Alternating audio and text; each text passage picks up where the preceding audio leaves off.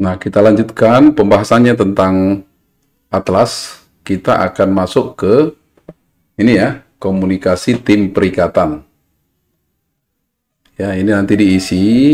Ya, ini diisi. Oke. Kemudian komunikasi antar tim perikatan artinya adalah komunikasi antar tim yang ditugaskan sebelumnya ya.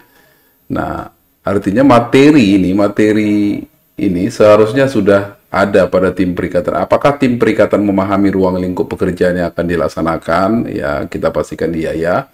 Apakah tim perikatan memahami periode pelaksanaan audit? Apakah tim perikatan memiliki keahlian dan keterampilan yang memadai? Ini sudah dianalisis. Apakah tim perikatan memahami hal-hal khusus tentang industri klien? Jadi dijawab saja ya, karena memang ini yang diharapkan dari seluruh tim perikatan. Nah, ini konsultasi selama perikatan, permasalahan yang diajukan, data yang tersedia, saran tindakan, simpulan, paraf dan tanda tangan tim. Ini diharapkan sudah bisa ada semua, dan hasilnya ini lampiran komunikasi tim perikatan itu Anda bisa lihat di lampiran yang diberikan ya, lampiran yang diberikan ini formulir tim konsultasi. Jadi ini diisi semua, maaf, ini diisi semua, diisi. Oke, permasalahan yang diajukan selama, oke, ini diisi semua, kemudian dilampirkan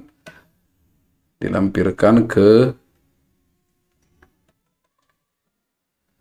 sini tadi ya, dilampirkan ke sini, nanti dia akan muncul komunikasi memadai. Nah, setelah ini kita masuk yang perikatan tahun pertama. Ya, perikatan tahun pertama ini juga membaca laporan keuangan terkini. Ini juga diharapkan sudah dilakukan auditor, terdapat review kertas kerja tahun auditor pendahulu, terdapat evaluasi sampai nanti 5 pertanyaan ini ya. Kecuali apakah saldo awal mengandung salah saji material? Ini tidak ya. Saldo awal tidak mengandung salah saji material. Nanti akan simpulannya secara umum saldo sudah wajar, jadi nggak perlu diisi yang kuning gitu. Nah, sekarang kita masuk ke materialitas saldo awal A210. Kita masuk bagian risk assessment ya. Nah, coba perhatikan ini diisi ya, kapan dilakukan, kapan direview ya. Nah, ini ya, kita lihat dari atas. Kalau kita klik panah bawah, ini entitas normal, entitas nirlaba. Selain entitas nirlaba, ketika laba rugi sebelum pajak tidak dipertimbangkan sesuai dengan pedoman, entitas di mana EBITDA dipertimbangkan sesuai dengan pedoman, entitas yang tidak aktif, entitas atau reksadana. Jadi kita pilih entitas kita masuk dalam kondisi bagaimana ya entitasnya. Nah, ya, apakah normal? Normal artinya labanya normal ya. Entitas nirlaba ini tentu tidak. Ini kalau kita lihat kondisinya, entitas kita ini adalah entitas yang ini entitas di mana kalau kita pilih ini juga bisa ya, dipertimbangkan sesuai dengan pedoman patokan ya, entitas di mana EBITDA dipertimbangkan sesuai dengan patokan. Ini kalau misalnya entitasnya mengalami laba ya, laba secara terus-menerus. Nah, karena ini kita ini tidak laba, maka selain entitas nirlaba, ketika laba rugi sebelum pajak tidak dipertimbangkan. Jadi karena dia rugi, tidak mungkin itu dipertimbangkan sebagai patokan, gitu ya. Nah, bagaimana pertimbangan awal untuk materialitas? Ini ada rule of thumb ya, rule of thumb atau pedoman umum tentang patokan itu. Kalau entitas nirlaba atau ketika laba bukan basis yang stabil, maka ada 3 hal: pendapatan atau beban. Ini biasanya 1% sampai 3%, aset 1% sampai 3%, ekuitas 3% sampai 5%. Nah, jadi dikasih potokannya sesuai dengan yang sering digunakan dalam International Standard Audit ya, guidance, pedoman standar audit internasional. Oke, jadi ini langsung dimunculkan dari atlasnya berdasarkan laporan keuangan yang kita input. Nah, lainnya seperti acuan dari auditor induk ini biasanya untuk laporan yang mempunyai anak perusahaan ya, entitasnya. Jadi kita harus mengacu kepada auditor induk. Ya, jadi kalau misalnya dia diaudit oleh beberapa kantor akuntan publik, maka ini harus diisi acuannya. Nah, kemudian penentuan materialitas keseluruhan, ini materialitas bisa ditentukan kalau kita klik panel berdasarkan aset neto, jumlah pendapatan, jumlah HPP, rugi sebelum pajak, dan seterusnya. Karena ini entitas kita ini dalam keadaan rugi sebelum pajak, maka kita pakai acuannya sebagai total aset. Jadi kalau kita perhatikan di soal, ya, soal dalam menetapkan materialitas, auditor menggunakan benchmark total aset. Jadi kita pilih total aset, kemudian untuk overall materialitas keseluruhan menggunakan benchmark 3%. Ya, 3%. Nah,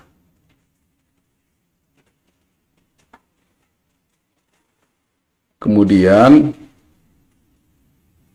kita pakai aja tengah-tengahnya ya, 2% kita pakai, kemudian nanti langsung dihitung materialitas keseluruhan. Kemudian ini apa dasar pertimbangannya harus kita isi. Dasar pertimbangannya karena ini audit pertama bagi kantor akuntan publik kita dan opini sebelumnya adalah wajar dengan pengecualian, serta ada indikasi materialitas integritas manajemen. Bisa aja pertimbangan yang lain ya, tapi ini harus diisi. Kemudian materialitas pelaksanaan. Ya, materialitas pelaksanaan umumnya 50% sampai 80% dari materialitas keseluruhan. Jadi karena ini risikonya hasil penilaian kemarin tinggi gitu ya, maka materialitasnya jangan terlampau tinggi, karena kalau materialitas terlampau tinggi bukti audit semakin sedikit. Oke, kita ambil aja yang moderat, gak terlampau moderat lah ya, 65% sesuai dengan soal ini ya. Ini 65%. Kemudian selanjutnya ambang batas nilai yang tidak dikoreksi. Ini juga kita pakai 3% ya. 3%.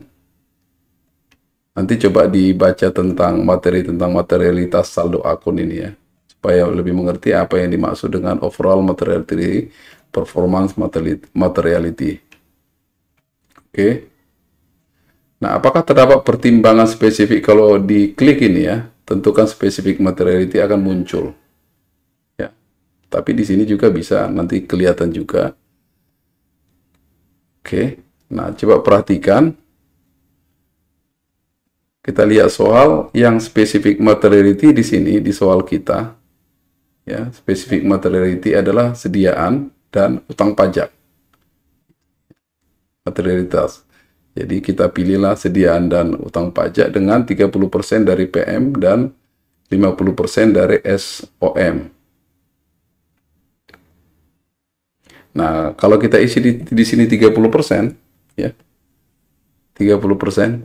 Nah, ini kebesaran, sedangkan saldonya 3 juta ya. Ya, makanya ini kita turunkan aja menjadi 5%. Karena dia harus di bawah saldo. Gak mungkin materialitas di atas saldo. Ya, jadi buat 5%, oke, ini 50% kita ikuti soal ya, karena masih saldonya 252. Dari mana dapat ini? Ini 5% dari ini 28 juta, karena ini yang kita pilih sebagai patokan. Tapi kalau kita bikin ini, dia berubah ya. Kita pilih performance materiality sebagai patokan. Oke. Kemudian kita lihat mapping ya, mapping. Mapping ini langsung diisi ketika, kenapa ini langsung diisi? Karena kita sudah tentukan yang di depan tadi, ya, yang sebelumnya ini, karena kita sudah tentukan persentase ini, ya, maka dia isi langsung. Ini 65% gitu ya, maka dia akan langsung mengisi. Oke. Nah, kemudian dia tentukan bahwa saldo ini material, ini tidak material.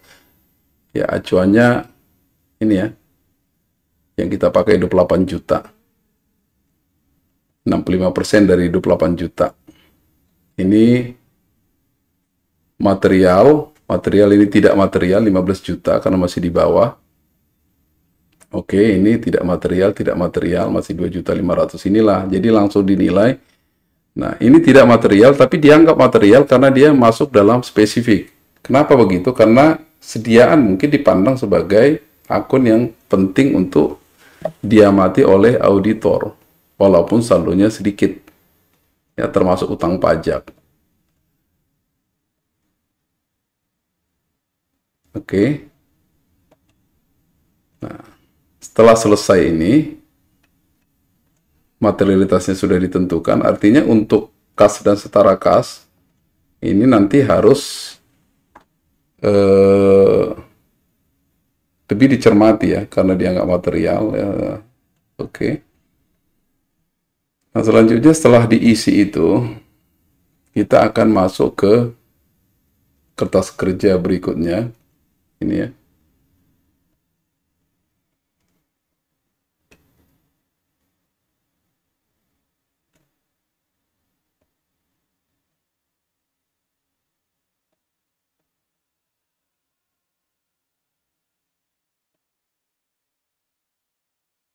Kita masuk ke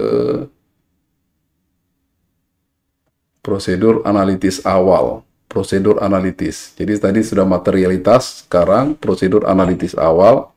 Jadi ada dua, ini kebetulan sudah saya isi. Ya. Yang pertama, hasil analisis perbandingan data antar periode dan analisis rasio keuangan. Nah, antar periode ini, kalau kita klik, ini tadi belum dipilih ya, belum dipilih, nanti kita oke. Nah, ini langsung diisi ya. Kalau putih udah langsung diisi oleh Atlas. Coba perhatikan. Yang perlu kita isi ini adalah analisis vertikal. Ya, analisis vertikal. Ini saya hapus dulu ya. Apa ini analisis vertikal? Ya, ini tidak bisa dihapus secara keseluruhan satu-satu. Oke. Saya hapus dulu. Analisis vertikal adalah analisis perbandingan ini masing-masing akun ke patokan apakah total aset gitu ya. Dan pendapatan kalau dia rugi laba. Inilah yang kita gunakan sebagai basis untuk analisis vertikal. Caranya bagaimana? Nah, ini saldonya ini sama dengan ini dibagi dengan acuannya, yaitu total aset. Yang dari sini juga bisa. Nah, supaya mengikat dia, maka klik FN F4. Ya, ada dolar. Nah, untuk aset ini pakai semua. Ya, artinya kas dan setara kas itu 1,5% dibandingkan total aset. Ini tarik semua sampai ke saldo laba. Oke, saldo laba. Kemudian untuk penjualan barang dagang, ini sama dengan ini dibandingkan dengan ini pendapatan. Nah, supaya dia tidak hasilnya minus, ini bikin minus. Oke. Oh, ini salah, sebalik. Ini sama dengan 3883 dibagi ke ini total pendapatan. Oke. Nah, supaya jangan minus dia, ini buat di sini minus ya. Supaya plus. Nah, kemudian untuk yang di bawahnya ini copy aja, Ctrl C, copy, paste nggak bisa ya. Atau tarik juga bisa. Oh, ini karena tidak diikat ya. Ini bikin dulu FN F4, saya lupa. FN F4. Oke, kemudian ini bisa ditarik. Nah, untuk yang kode min-min ini hapus saja minnya.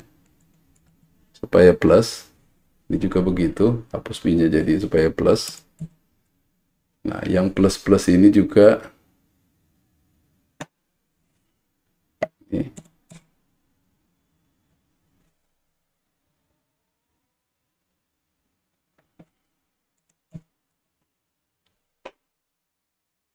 Oke.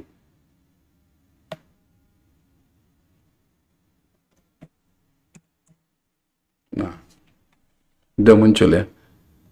Ini analisis vertikal. Ini juga begitu ya. Ini bandingkan dengan 31 Desember ke sini, kemudian tarik, sesuaikan nanti. Oke. Nah, sama juga sampai analisis vertikal sama semua ya. Periode yang lain ini juga begitu, saya belum lakukan. Tapi ke ini 31 Desember 2017 ke 31 Desember 2017 gitu ya. Jadi misalnya ini sama dengan aset neraca ke total aset dibagi ini, kemudian FN F4 supaya diikat, nah, copy ke bawah nanti sampai dia ke saldo laba ya. Untuk selanjutnya yang ini yang ke bawahnya sama saja. Nah, untuk yang putih ini analisis horizontal. Jadi dia bandingkan antar periode ya. Ini ya, B kurang D. B. Ekstrapolasi ini ya. Ini dikurangi D. B kurang D. Oke. Nah, persentasenya dibagi dibagi dengan D-nya. Oke, ini langsung diisi. Rata-rata industri kita tak punya data, itu dilewati aja. Dilewati aja. Nah, kalau kamu mau analisis bisa saja apakah ada salah saji material dari analisis vertikal ini. Ya, tapi kalau kelihatannya tidak terdapat salah saji material, ya, maka ini pilih kesimpulannya. Ini hasil analisis awal tidak terdapat risiko salah saji material. Nah, ketika kamu sudah isi itu, Anda sudah isi itu, maka nanti akan hasilnya, ini hasil analisis awal tidak terdapat risiko salah saji material. Kemudian kita masuk ke analisis rasio keuangan. Ya, analisis rasio keuangan ini juga sudah dihasilkan, sudah disarikan oleh Atlas. Sebenarnya nggak susah lagi sih. Kemudian kita hitung semua rasio-rasio ini. Ini kamu isi ya. Rata-rata industri tidak ada. Kamu isi rasio-rasionya. Menghitungnya dari mana? Sebelah kanan ini ada rumus.